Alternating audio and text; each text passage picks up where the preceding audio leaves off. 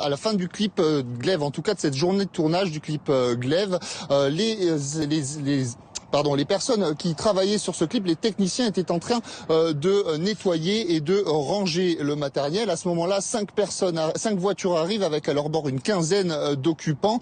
Certains d'entre eux sortent armés et tirent à 4 reprises en direction d'Ibrahim Awad. Il sera touché et va s'effondrer.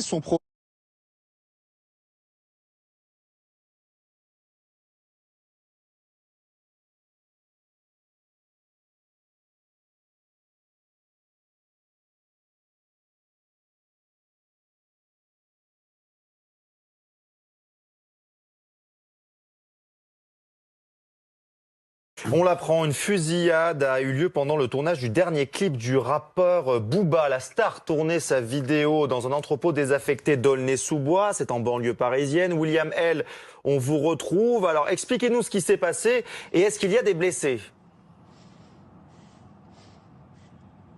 Écoutez, les faits ont eu lieu en plein cœur de cette zone industrielle où je me trouve cette nuit, peu après minuit, à la fin du clip Glaive, en tout cas de cette journée de tournage du clip Glaive, les personnes qui travaillaient sur ce clip, les techniciens étaient en train de nettoyer et de ranger le matériel. À ce moment-là, 5 voitures arrivent avec à leur bord une quinzaine d'occupants.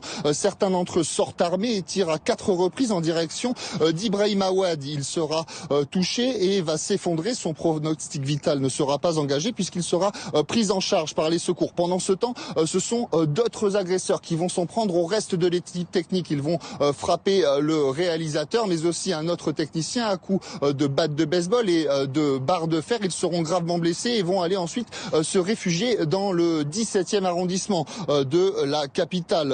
Selon plusieurs témoins auditionnés, les agresseurs, ce seraient des proches du rappeur Caris, originaire de la ville de Sevran, ville limitrophe de la commune d'Aulnay-sous-Bois, un rappeur avec qui Booba est d'ailleurs en conflit et avec qui il doit se battre en novembre, ensuite lors d'un combat de MMA. Alors sur les lieux, selon les informations dont nous disposons, Booba n'était pas présent au moment des faits et actuellement c'est donc le commissariat d'Aulnay-sous-Bois qui est saisi de l'enquête. Merci.